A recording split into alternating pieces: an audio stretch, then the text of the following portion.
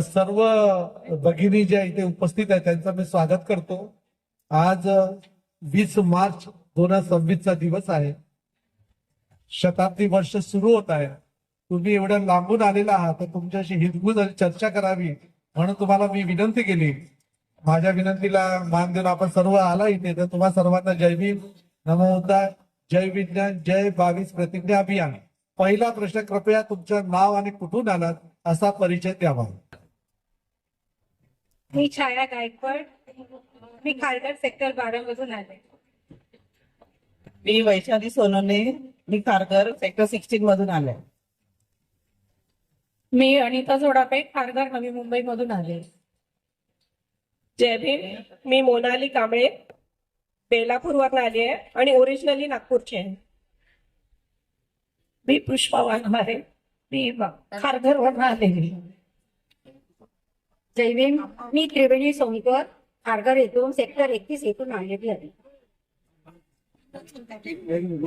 सर्व ताईंचं मी इथे स्वागत करतो। पहिला प्रश्न, एवढं ऊन असताना 20 मार्च 2026 ला हजारो लाखो लोक महाराष्ट्रातून आणि भारतातून आलेले आहेत आणि मी एक ताई अशी बघितली, एक नाही 2-3 ताई बघितल्या ज्यांच्या पायात चप्पल सुद्धा नव्हती, कुठल्या तरी गावच्या आल्या असतील आणि त्या तशाच इकडे येत होत्या।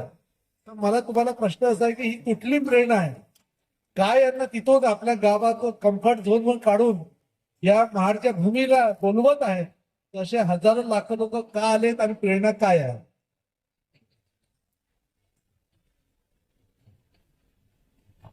सर्वांना जय भीम। तिथे येण्यामागचं कारण म्हणजे लाखो वर्ष एका वंचित समाजाला त्याच्या हक्कापासून, त्याच्या अधिकारापासून वंचित ठेवण्यात आलं होतं। तर एका मुक्तीदात्याने म्हणजे डॉक्टर बाबासाहेब आंबेडकरांनी आम्हाला ह्या दिवशी आमचे हक्क मिळवून दिले। आम्हाला सर्वसामान्यपणे जगण्याचा अधिकार, या 14 तळ्यावर येऊन निदान पाणी पिण्याचा तरी अधिकार आम्हाला इथे सुरुवात इथून केली त्यांनी, की आम्हाला निदान पाणी तरी सर्वसामान्यांसारखं प्यायला भेटावं, आम्हाला आमच्या अधिकारापासून वंचित न ठेवता बाकीचे अधिकार तरी मिळावे, ही इथे येण्यामागची माझी प्रेरणा आहे। इथे येण्याचा उद्देश म्हणजे बरेचसे लोकांनी इथं म्हणजे आले आहेत आणि येत असणार पण समोर, आणि आपल्या भावी पिढीला, येणाऱ्या पिढीला माहिती असलं पाहिजे आपला इतिहास काय आहे आणि हा इतिहास आपला कायम असला पाहिजे। म्हणून आपण बरेचसे लोक इथे दुरून गावावर, महाराष्ट्रातून, देशातून येतात। त्याचा मला म्हणजे छान वाटतं की आपण पण दरवर्षी यायला पाहिजे आणि आपल्या मुलाबाळांना पण आणायला पाहिजे। आणि आपल्या समाजाला खूप जरुरी आहे की आजचा दिवस म्हणजे काय, आणि पाणी आपल्याला पहिल्याच्या वेळेस पाणी प्यायला मिळत नव्हते, पाण्याचा अधिकार आपल्याला दिला आणि पाणी उपलब्ध करून दिला, हे येणाऱ्या पिढीला कळलं पाहिजे। म्हणून आपण इथं आवर्जून यायला पाहिजे असं मला वाटतं। थँक्यू। जय भीम, हा एक ऐतिहासिक लढा आहे।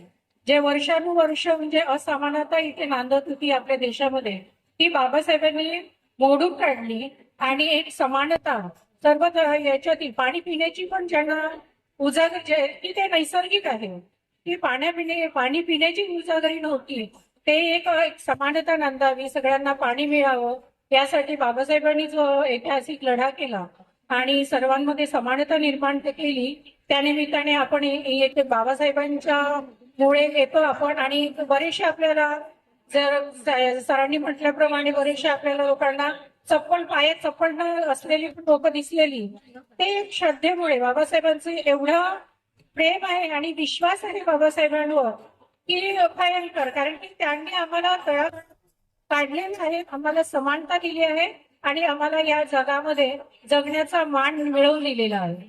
थँक्यू।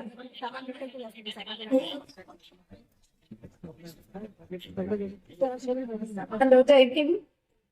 म्हणजे जे सामान्य लोकांना आधीच्या काळात पाणी पिण्याचे हक्क होते ते आम्हाला नव्हते, ते बाबासाहेबांनी मिळवून दिले आणि त्याबद्दल मी धन्यवाद देतो।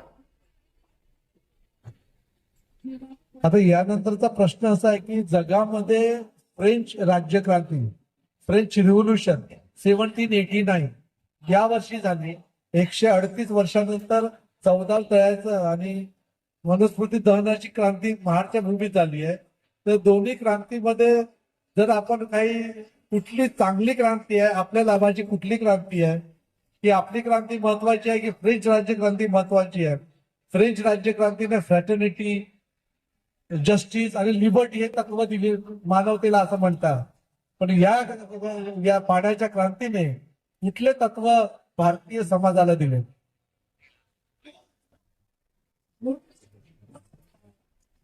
देशात फ्रेंचमध्ये जरी क्रांतीची सुरुवात झाली असली तरी त्याचेच पडसाद पुढे जगभर उमटले आणि त्याचंच प्रतिबिंब थोड्या कमी प्रमाणात का होईना आपल्या भारतात देखील ती चळवळ चालू केली बाबासाहेबांनी. ती जरी त्याच्यात प्रेरणा असली तरी थोडीशी वेगळीच आहे, कारण ही क्रांती सर्वसामान्य व्यक्तीला त्यांचे अधिकार मिळवून देण्याची क्रांती होती आणि ही क्रांतीची सुरुवात बाबासाहेबांनी इथूनच केली, महाडच्या सत्याग्रहापासूनच केली. फ्रेंच रिव्हॉल्युशनची क्रांती ही घडून आणली की चांगलीच आहे, पण मनुस्मृती दहन ही बाबासाहेबांनी केली. त्याच्यासाठी स्त्रियांना भरपूर म्हणजे अधिकार उपलब्ध करून दिले. आधीच्या काळामध्ये तसे अधिकार नव्हते, म्हणून बाबासाहेबांनी मनुस्मृतीचं दहन केलं आणि ही क्रांती मला खूप छान वाटली फ्रेंच रिव्हॉल्युशन पेक्षा. थँक्यू. फ्रेंच राज्यक्रांती महत्वाची आहे, मी त्या म्हणत नाही, पण आपल्यासाठी जे स्वातंत्र्य, समता, बंधुता जे काही मिळालेलं आहे त्यासाठी आपल्याला ही महत्वाची क्रांती आहे असं मला वाटतं.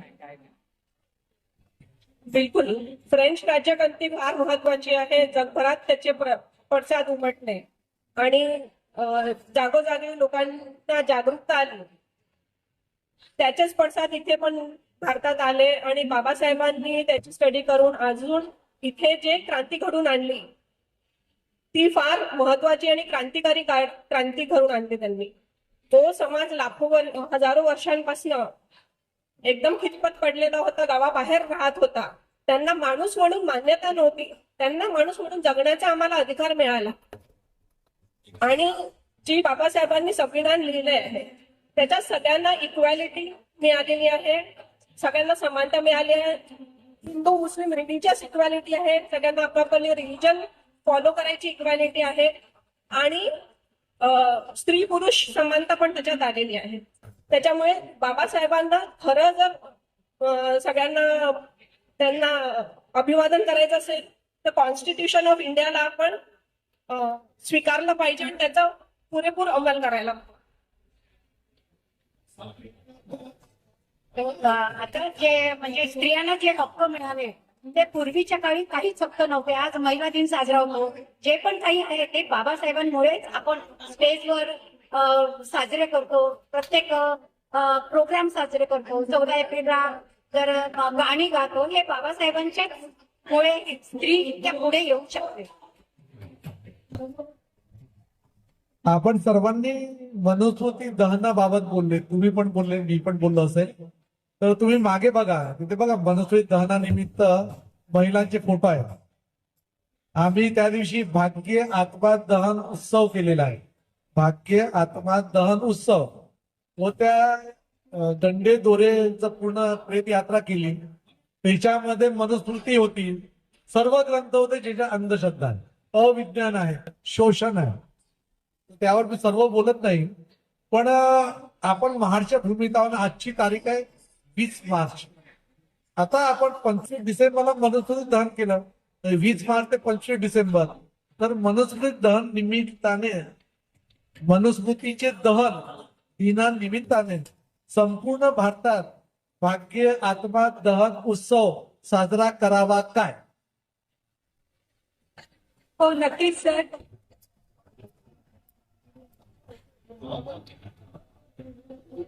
भाग्य आत्मदहन त्योहार तर हा नक्कीच साजरा झाला पाहिजे.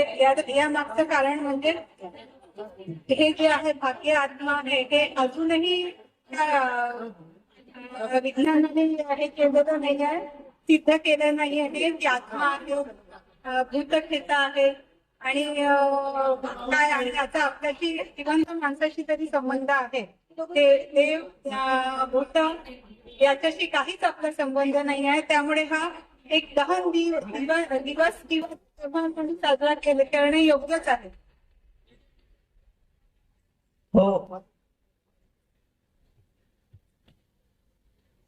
हा, भाग्य आत्मा दहन त्योहार हा नक्कीच करायला पाहिजे मला असं वाटते. कारण आपण हा जर त्योहार करू तर घरोघरी म्हणजे अंधविश्वास आहे हा जो म्हणजे स्त्रियांच्या मनात रुळला आहे आधीपासून. आणि भारतामध्ये मुख्यतः म्हणजे जास्त करून स्त्रियाच अशा आहे की अंधश्रद्धामुळे त्या इतक्या डुबलेल्या आहे की त्या बाहेर येतच नाही.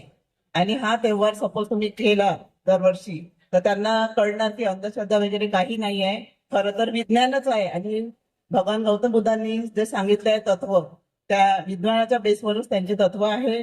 आणि सगळ्या स्त्रिया म्हणजे धर्माच्या मार्गाने लागेल असं मला वाटते. त्यामुळे आपण हा त्योहार नक्कीच आवर्जून दरवर्षी केला पाहिजे. थँक्यू. हो बरोबर आहे. कारण की कसं अंधश्रद्धा भारत हा देश आपला अंधश्रद्धाने ग्रासलेला आहे. त्याच्यात हा भाग्य आत्मा दंडे धागे दोरे हे मुक्त करायलाच पाहिजे. जोपर्यंत हे होत नाही तोपर्यंत मला वाटते की म्हणजे हा भारतही म्हणजे समानतेमध्ये येतणार नाही. कारण की तो अंधश्रद्धेतच आपल्या रूढी परंपरेतच आता पण म्हणजे त्याच्यात रुजलेला आहे. त्याच्यामुळे त्यांच्या मनामध्ये आताही तीच भावना आहे की असमानता कितीही दाखवत असले तरी असमानता ही दिसून येते आहे याही काळामध्ये.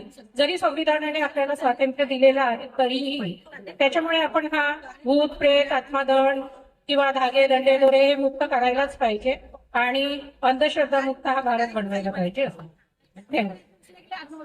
बिलकुल भाग्य आत्मदहन तेव्हा व्हायला हवा सो दॅट आपण पुढच्या पिढीला जास्त विज्ञानवादी दृष्टिकोन देऊ शकू आणि आपली पिढी पुढे विज्ञानवादी दृष्टिकोनने वाढणार आणि इंडियाची पण प्रोग्रेस त्याच्यानेच होणार आहे. या सगळ्या धागे दोरे कोणाचं काही झालेलं नाही भलं. आपल्याला माहिती आहे कोणा लोकांचं भलं होतं त्याच्याने. तर त्यापासून आपण सावध राहायला पाहिजे, दूर राहायला पाहिजे. आणि जे पण असे प्रचार प्रसार करतात त्यांचं आपण पितळ उघडं करायला पाहिजे. त्याच्यासाठी 22 प्रतिज्ञा अभियान जे सोनटके साहेब त्यांचं मी अभिनंदन करते. ते बऱ्याच वर्षापासून याच्यात कार्यरत आहे. थँक्यू. खूप छान उत्तर दिले. एकतर असं आहे छायाताई, ईश्वर तुम्ही देव आणि भूत याचा छान शब्द वापरला. म्हणजे भूताला देव करून टाकलं, देवाला भूत केलं तुम्ही. धन्यवाद.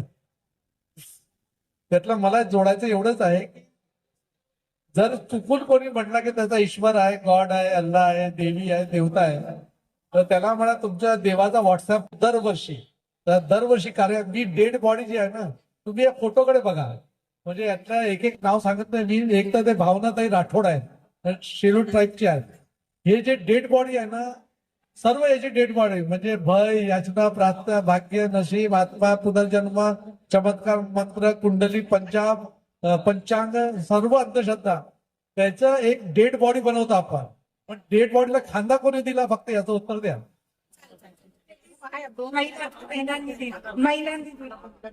तुम्ही बघा प्रयोग काय आपला. याला खांदा पुरुष जर द्यायला आला तर मी गोळी घालेन.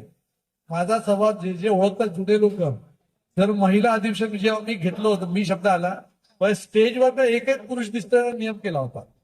आता याच्यामध्ये खांदा डेड बॉडीला खांदा कोण देतात घरामध्ये? पुरुष देतात. पण सर्व अंधश्रद्धेला खांदा कोण देत आहे? महिला. हे प्रमाण आहे, हे कथा नाहीये बरं का. आता हे ह्याच्यानंतर अग्नी द्यायचा. अग्नी कोण देतात आपल्याकडे? पुरुषच देतात. इथे सुद्धा अग्नी महिलांनी दिलेली आहे. 2 नियम आपण बदलून, खांदा देणे आणि अग्नी संस्कार करणे हे कोण करत आहे? महिला करत आहे. याचा आदेश मी दिलेला आहे. मला जे गुजरातमध्ये हरियाणामध्ये जेव्हा त्यांना आदेश आहे की तो चमकने के लिए लोकांना चमकायला आवडतं ना, खुद को चमकाने के लिए खुद मत करना, ये कौन करेगा? सिर्फ हमारी बहना करेंगी. असो तर 25 डिसेंबरला भाग्य आत्मा दहन भाव. खूप छान बोलले. आता अखेरचा प्रश्न असा आहे की 20 मार्च 2026 ला आपण बसलेलो आहोत आणि महाराष्ट्रामध्ये हा कार्यक्रम जो आहे पाण्याचा सत्याग्रह समतेकरिता या क्रांतीला समजा करोडो लोक इथे आले तर जागाच नाही आहे, लाखो लोक आले तरी इथे जागा नाही आहे. तर नागपूरच्या लोकांनी समजा काही लोकांनी नागपूरमध्येच कार्यक्रम केला, वर्धेच्या लोकांनी वर्धेमध्येच कार्यक्रम केला. पाण्याचं प्रतीक तिथे ठेवायचं, एखादं वक्ते बोलवायचे, घोषणा तयार करायच्या. त्या घोषणा करून त्यांनी हा कार्यक्रम पाण्याचा सत्याग्रह समतेचा संघर्ष आणि शताब्दी वर्ष हा पुढच्या वर्षी त्यांच्या गावात शहरात साजरा करावा काय आणि हे करण्याकरता पुढाकार काय घेणार असा प्रश्न अखेरचा आहे. तर तुम्हाला विचार करून सांगायचा की ज्या गावातून आता नागपूरवरून लोक आले, गोंदियावरून मला भेटले, वर्धेचे लोक भेटले, त्यांनी तर त्यावेळेला लाखो लोक आले होते, इथे करोडो होती, जागाच नाही. या उन्हामध्ये तब्येत खराब, मृत्यू काही होऊ शकते सनस्ट्रोक मध्ये. तर मला असं वाटतं की 50% लोकांनी त्यांच्या गावात हा कार्यक्रम प्रचंड मोठा करावा, उत्सव म्हणून, म्हणजे तेव्हार म्हणून. आणि काही लोकांनी इथे यायचं. जसं आता आपण खारघरचे आहोत, खारघरचे यावेळेला 2 बसेस आले का पुढच्या 10 येतील, पण 100 बसेस नाही पाठवायचे इथे. 100 बसेस आल्या तर बसेस लावणार कुठे? तर अखेरचा प्रश्न असा आहे की हे जे पाण्याचा समतेचा सत्याग्रह याचा कार्यक्रम आपल्या गावामध्ये घ्यावा, शहरामध्ये घ्यावा आणि काही लोकांनी इथे यावं, म्हणजे इथे सुद्धा अभिवादन होईल. तर असा कार्यक्रम घ्यायला पाहिजे काय? एक. दुसरं असं की हा कार्यक्रमाचा प्रचार प्रसार कसा करणार असा प्रश्न आहे.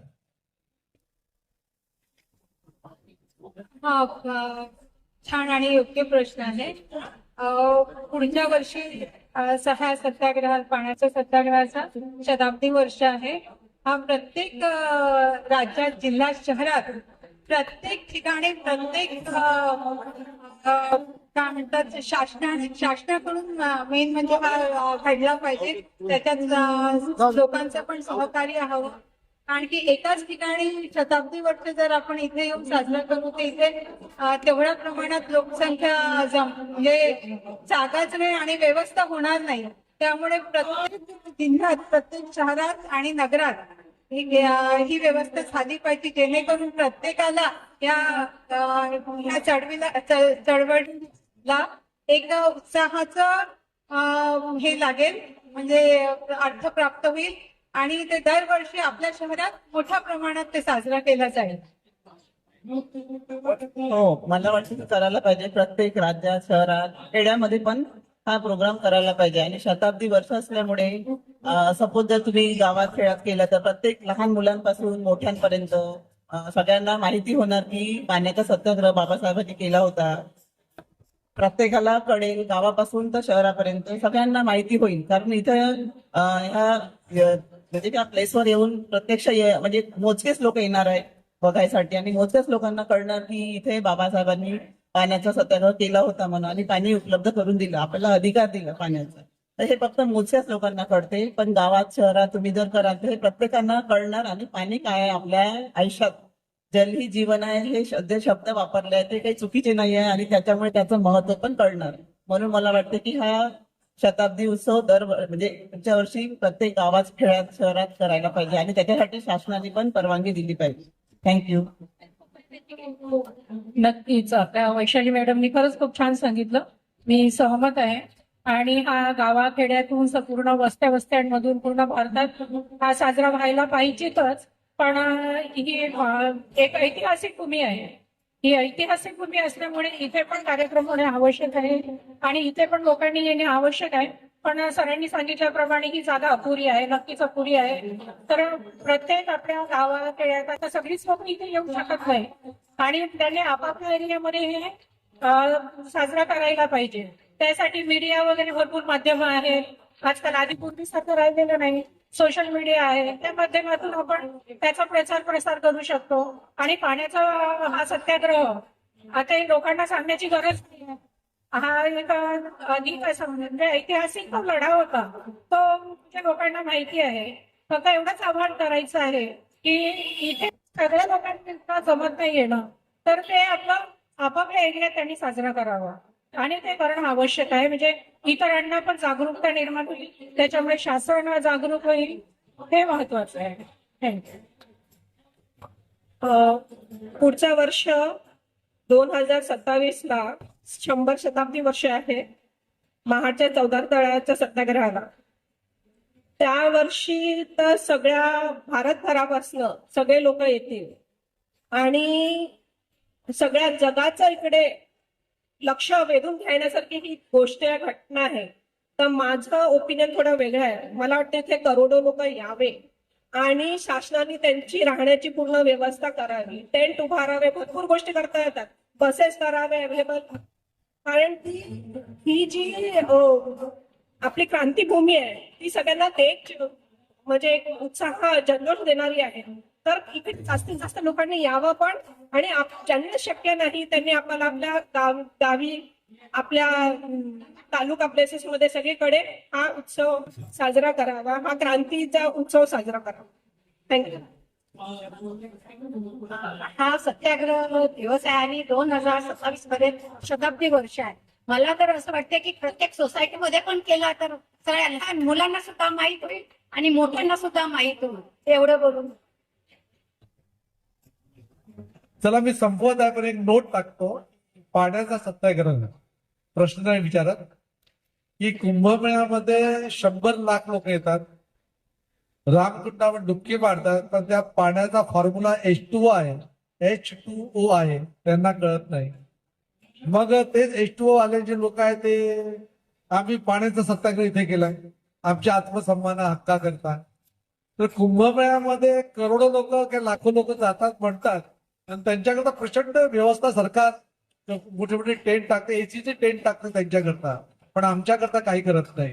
तर मला असं वाटतं की कुंभमेळ्याच्या याच्यावर करोडो रुपये खर्च करतात, पण आमच्या याच्याकरता इथे काहीही व्यवस्था केलेली नाही. तर मला असं वाटतं की सरकारचा सुद्धा आपण जमेल तेव्हा निषेध करावा. सरकार परवानगी देणार नाही, सरकार म्हणजे जनता आणि आपण जनता आहोत. आपण घडवून आणूया. तुम्हाला सर्व खूप छान विचार दिलेत बरं का, आणि मला खूप आनंद झाला. तुम्हाला महाराष्ट्रात जेवढे लोक बघतील निश्चितच त्यांना प्रेरणा मिळेल. आपल्या कामात प्रेरणा देणे, पुढाकार घेणे, तर आपण दोन्ही गोष्टीत पुढाकार घेतला आणि प्रेरणा दिली आहे. तर मी सर्वांच्या वतीने तुम्हा सर्वांचे धन्यवाद व्यक्त करतो. जय भीम, नवोदय, जय विज्ञान, जय 22 प्रतिज्ञा अभियान. धन्यवाद. हॅलो. सोनटके साहेबांनी आपल्याला इतक्या छान पद्धतीने प्रश्न विचारले आणि खूप छान प्रश्न विचारले, त्याबद्दल त्यांचे सुद्धा धन्यवाद. थँक्यू.